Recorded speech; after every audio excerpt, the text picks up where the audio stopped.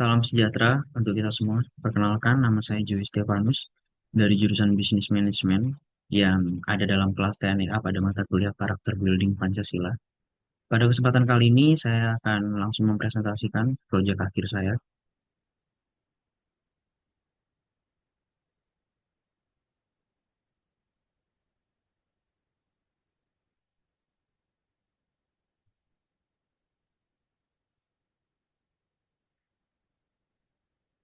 Baik, eh, saya dan kelompok saya mengangkat pendidikan berkualitas untuk tema SDG poin kami, dan kami mengkerucutkannya ke dalam judul melihat lebih dalam mengenai implementasi sila kelima bagi pemerataan pendidikan yang berkualitas di Indonesia. Saya Joy Stefanus dengan nomor induk mahasiswa 2802567422. Hal yang menjadi latar belakang saya eh, rangkum ke dalam 4 kalimat, di mana pendidikan merupakan salah satu pilar utama dalam pengembangan pembangunan bangsa Indonesia. Indonesia memiliki kewajiban dalam memberikan pelayanan di bidang pendidikan yang bermutu kepada warganya tanpa terkecuali. Praktik pemerataan di sini tentang pendidikan di Indonesia menemukan masalah besar. Tidak samanya akses terhadap pendidikan di kota dan di desa. Implementasi sila kelima menjadi pedoman dalam merumuskan strategi dan kebijakan pendidikan yang lebih efektif dan inklusif. Saya juga membuat rumusan masalah dan saya bagi ke dalam 4 bagian, di mana rumusan masalah tersebut adalah apa saja tantangan yang dihadapi untuk mengimplementasikan sila kelima Pancasila dalam konteks pemerataan pendidikan di Indonesia, secara khusus pada Jakarta, Labuan Bajo, Bukit Tinggi, dan Malang. Sejauh mana kolaborasi antara berbagai pihak, baik pemerintah, masyarakat, dan sektor swasta, dapat memperkuat implementasi sila kelima?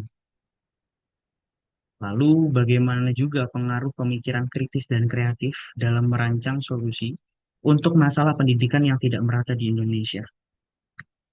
Dan rumusan masalah yang terakhir adalah apa saja bentuk kesadaran sosial yang diperlukan untuk mendukung pemerataan pendidikan yang berkualitas dan bagaimana masyarakat dapat berperan aktif dalam implementasinya. Pada kesempatan wawancara, saya mewawancarai Kak Keziali yang merupakan asisten dosen tutor akuntansi di Universitas Multimedia Nusantara. Terlibat diskusi yang cukup panjang dan saya mencatat hasil temuan. Setelah melihat lebih konkret keadilan sosial, baik dalam konteks sarana prasarana bagi mahasiswa hingga proses belajar terjalin begitu baik dan harmonis di sini. Namun jika berbicara mengenai implementasi sila kelima dalam pemerataan pendidikan yang berkualitas, beliau merasa lingkungan pendidikan di sana sudah sangat berkualitas. Namun beliau juga sadar bahwa masih begitu banyak lingkungan pendidikan yang belum seberkualitas UMN.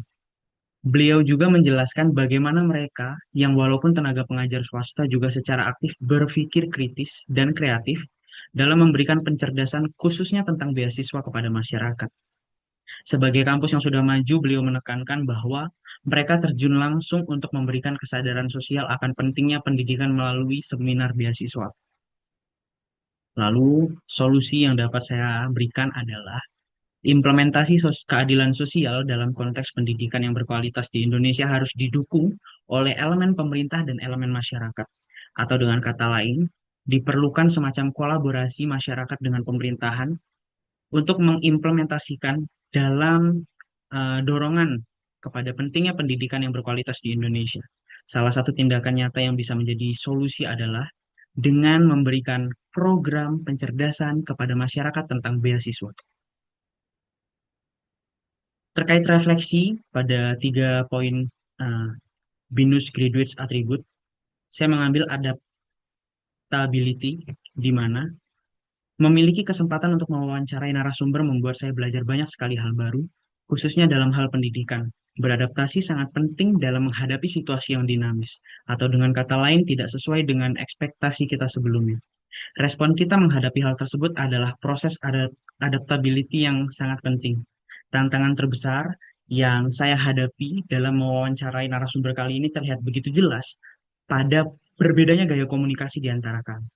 Saya belajar bahwa tetap bersikap tenang dan kembali membawa obrolan ke dalam konteks daripada topik pembahasan adalah bagian adaptasi yang baru saja saya belajar saat itu. Kedepannya, saya ingin terus melatih kemampuan beradaptasi agar jika diperhadapkan dengan situasi interpersonal yang membutuhkan respon cepat dan spontan dari diri saya bisa memberikan respon terbaik yang relevan. Refleksi kedua, saya mengambil poin BJE yaitu kolaborasi, di mana kolaborasi adalah menjadi hal yang begitu penting. Mengapa? Karena berkolaborasi dengan lawan bicara dalam menciptakan suasana wawancara yang interaktif dan tidak monoton adalah proses kemampuan yang sangat diperlukan. Dalam kesempatan kemarin, saya menyadari bahwa saya masih begitu susah untuk melakukan interaksi yang kolaboratif dengan narasumber. Pemahaman ini membawa saya secara pribadi menyadari bahwa kolaborasi akan sangat melibatkan keadaan menghargai, berbagi peran, menciptakan komunikasi dua arah. Saya menyadari bahwa ketika saya sebagai pewawancara menciptakan suasana obrolan yang nyaman bagi narasumber, saya bisa uh, membuat narasumber tersebut bisa lebih leluasa dan lebih terbuka dalam menyampaikan informasi. Refleksi terakhir saya mengambil tentang social awareness, di mana kesadaran sosial yang bisa saya refleksikan pada diri saya sendiri adalah tentang begitu cenderungnya saya menuntut narasumber menjelaskan poin demi poin pembahasan dengan bahasa yang mudah saya pahami dan sesuai dengan bagaimana ekspektasi akan interaksi kami. Saya begitu egois dalam mewawancara sampai saya lupa mencari tahu terlebih dahulu latar belakang keadaan, emosi, dan harapan interaksi itu sendiri dari narasumber. Saya belajar begitu banyak hal dalam poin kesadaran sosial ini. Salah satunya adalah dengan belajar memahami gerak tangan yang dilakukan oleh narasumber saat berbicara.